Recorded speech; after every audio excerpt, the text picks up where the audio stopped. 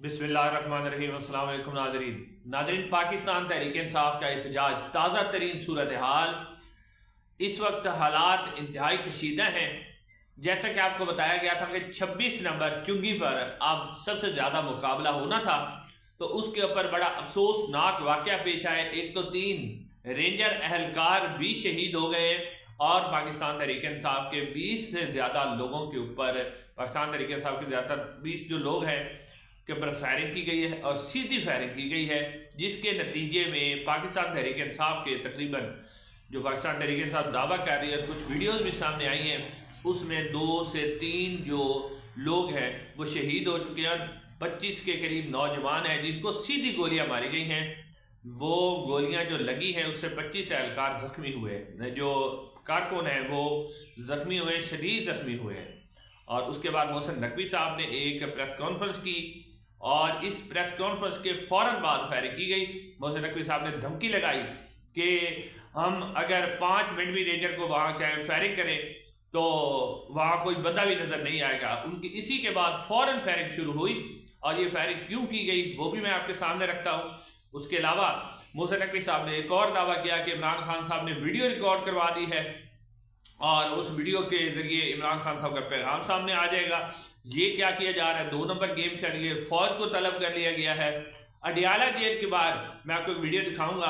Adiala jail के बाद बड़ी मतलब एक अजीब सी सरगर्मियाँ हो रही हैं जो पहले नहीं हुई। वो क्या है वो भी आपके सामने रखते हैं। लेकिन आज सबसे पहले आपको ये बताते चले कि पाकिस्तान तहरीक इंसाफ के जो कारकुन हैं इस वक्त वो 26 नंबर चुंगी पर मौजूद हैं। वो थोड़े से पसपा हुए हैं और पसपा इसलिए हुए हैं क्योंकि कारकुन थके हुए हैं, भूख से निढाल हैं। तो वो दिन होने का उन्हें इंतजार किया। रात के तकरीबन 3 बजे कारकुन पीछे हट गए थे। अभी भी 26 नंबर चुंगी पर लोग मौजूद हैं और वो अब दिन होने का इंतज़ार करेंगे। अडियाला जेल के बाहर जो है गैर मामूली किस्म की सरगर्मियाँ हो रही हैं और पुलिस की गाड़ियाँ देखी गई हैं। बहुत बड़ी तादाद में लोग अंदर गए हैं, लोग बाहर आए हैं और इस तरह की सूरत हाल पैदा हो रही है। यानी सूरत हाल इंतहाई कशीदा है। मोहसिन नकवी साहब ने बाकायदा तौर पर धमकी दी है कि हम जी गोली चला देंगे। यानी उन्होंने प्रेस कॉन्फ्रेंस के अंदर कहा था कि अगर रेंजर वहाँ गोलियाँ चलाएं तो 5 मिनट में ही कोई बंदा नज़र नहीं आएगा, लेकिन हम सब्र कर रहे हैं। यानी एक वज़ीर दाखिला और अस्करी वज़ीर दाखिला जो है वो इस तरह की बात कर रहा है कि अपने ही अवाम पर गोलियाँ चलाने का वो कह रहा है कि हम गोलियाँ चलाएँगे।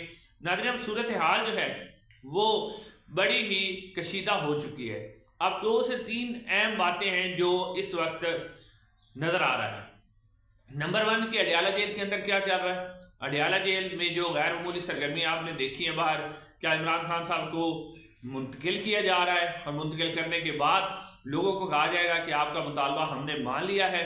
और इसके बाद क्या सूरत हाल होती है, जबकि इस वक्त अलीमा खान साहबा और बुशरा बीबी उन्होंने वाज़े तौर पे ऐलान किया है। अलीमा खान साहबा तरनौल के ज़रिए एक बहुत बड़ा काफ़िला लेकर आई थी और उन्होंने भी और बुशरा बीबी ने वाज़े तौर पे ऐलान किया है कि जब तक इमरान खान बाहर नहीं आएंगे हम ये एहतजाज कैंसिल नहीं करेंगे।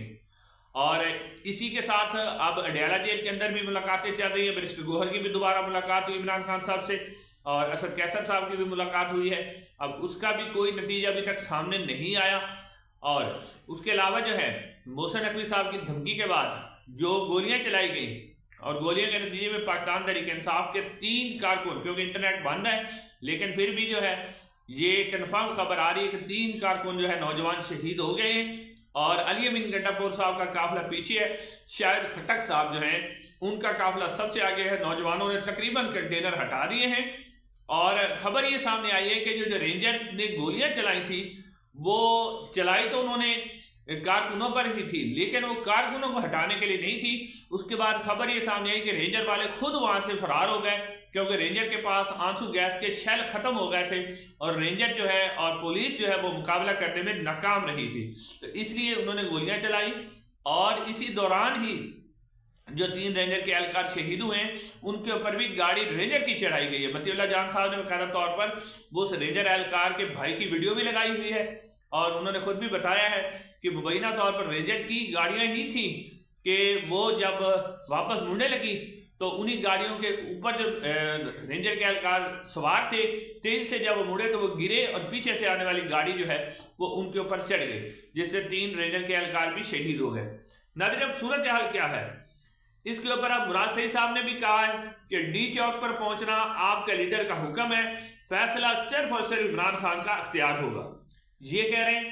اور ورکرز مکمل طور پر ڈٹ گئے ہیں، خاص طور پر جو پٹھان ہیں وہ ڈٹ گئے ہیں کہ جب تک عمران خان صاحب باہر نہیں آتے تو کسی قسم کی کوئی بات نہیں ہوگی، کوئی مذاکرات نہیں ہوگی، یہ علیمہ خان صاحب نے کہا۔ اور اس کے علاوہ یہ جو رینجر اہلکاروں نے فائرنگ کی ہے اس کے نتیجے میں ایک بچہ اور جو 2-3 جوان ہیں وہ شہید ہو چکے ہیں۔ اب ناظرین فوج کو طلب کیا گیا آرٹیکل 245 کے تحت، لیکن ابھی تک یہ پتہ نہیں ہے کہ فوج کیا جو وہ یعنی کہ جو عمارتیں ہیں بڑی جیسے سپریم کورٹ ہے، پارلیمنٹ ہے، اس کے اوپر تعینات ہوگی، یا پھر فوج جو ہے اس وقت آگے بھی آتی ہے، 26 نمبر چنگی پہ بھی آتی ہے۔ تو اب یہ ابھی تک سامنے نہیں آیا، لیکن اب باقاعدہ طور پر یعنی ایک ہماری ملٹری اسٹیبلشمنٹ کی طرف سے پاگل پن کا مظاہرہ کیا جا رہا ہے، جس طرح یعنی حسن ایوب صاحب آپ کو پتہ ہے کہ ٹاؤٹ خاص، اور ٹاؤٹ خاص کیا ہوئے کہ وہ کہتے ہیں کہ اب فوج طلب کر لی گئی ہے اور شر پسندوں پر سیدھی گولیاں چلانے کا اختیار دے دیا گیا ہے، یعنی اب اپنی عوام پر خود گولیاں چلائیں گے، اور ان کو کیا لگتا ہے کہ یہ گولیاں چلانے سے لوگ ہٹ جائیں گے۔ یہ میں آپ کو بتا رہا ہوں کہ وہاں پر موجود جو صحافی ہیں وہ بتا رہے ہیں کہ جب فائرنگ ہوئی تھی تو اس وقت وہاں سے جو اہلکار تھے وہ فرار ہوئے، پاکستان تحریک انصاف کا کوئی بھی نوجوان یا کارکن وہاں سے نہیں بھاگا، تو وہ وہاں پر قائم ہے۔ اب یہ جو فوج ہے اب باتیں کیا کی جا رہی ہیں، یعنی پی ٹی آئی والوں کو، جو پی ٹی آئی کے ورکرز ہیں ان کے لیے 2 سے 3 باتیں بہت ہی اہم ہیں۔ اب یہ عمران خان صاحب کی ویڈیو جو بنائی، کہا جا رہا ہے کہ عمران خان صاحب نے ویڈیو بنا لی ہے، یہ بھی آپ کو پتہ ہی ہے کہ آج کل فیک ٹیکنالوجی کا استعمال کر کے ویڈیو بنائی جا سکتی ہے۔ محسن نقوی صاحب نے بھی دعویٰ کیا، یہ صرف اور صرف پی ٹی آئی کے جو سادہ لوگ ہیں ان کو کنفیوز کرنے کے لیے ایسا کہا جا رہا ہے۔ یعنی جو کارکن ہیں ان کو چاہیے کہ بشرا بی بی، سہیل افریدی، شاہد خٹک اور علیمہ خان صاحبہ ان کے حکم کے اوپر بات رکھیں، ان کے علاوہ کسی کی بات نہ مانیں، اور دھرنا جو ہے وہ صرف اور صرف ڈی چوک پر ہو۔ یہ پی ٹی آئی کے کارکنوں کے لیے ضروری ہے، کیونکہ اگر ترنول یا کسی اور جگہ پر دھرنا ہوتا ہے تو اس کا کوئی امپیکٹ نہیں ہوگا، یہ پی ٹی آئی کو دیکھنا ہوگا، اور دھرنا صرف اور صرف ختم جو ہوگا وہ عمران خان صاحب کی رہائی پر ختم ہوگا، اس کے علاوہ اور کوئی پلان سی نہیں ہے۔ اس کے علاوہ کوئی بھی لیڈر اور یا ڈی چوک کے علاوہ اگر کوئی بات کرے تو اس پر پی ٹی آئی کے کارکن کسی صورت عمل درآمد نہیں کریں گے۔ پی ٹی آئی کے کارکن اس وقت ڈٹے ہوئے ہیں، اور تازہ ترین صورتحال یہی ہے کہ اس وقت 26 نمبر پر کارکن موجود ہیں، اور آج دن جب یہ چڑھے گا تو اس کے بعد پی ٹی آئی کے کارکن آگے پیش قدمی کریں گے۔ پی ٹی آئی کو آفر کی جا رہی ہے کہ آپ ترنول چلے جائیں، سنجانی چلے جائیں، وہاں جا کے دھرنا دے لیں، لیکن اس دھرنے کا کوئی امپیکٹ نہیں ہوگا، اور اگر آپ یہاں سے پی ٹی آئی واپس ہٹ گئی، پی ٹی آئی نے اپنا جو امپیکٹ ہے، جس طرح کا امپیکٹ ہوا ہے، فوج بھی نہیں روکے گی، اور فوج کے آنے سے پی ٹی آئی کو فائدہ ہوگا، کیونکہ فوج کسی صورت بھی اپنے عوام پر گولی نہیں چلائے گی، نہ وہ سختی کرے گی۔ تو اب ان کی ٹانگیں کاپی ہوئی ہیں، اور پاگل پن کا مظاہرہ جو ہے اس وقت ہماری اسٹیبلشمنٹ کر رہی ہے۔ انشاءاللہ اگلی ویڈیو میں آپ سے مزید اپڈیٹ شیئر کریں گے۔ السلام علیکم ورحمۃ اللہ۔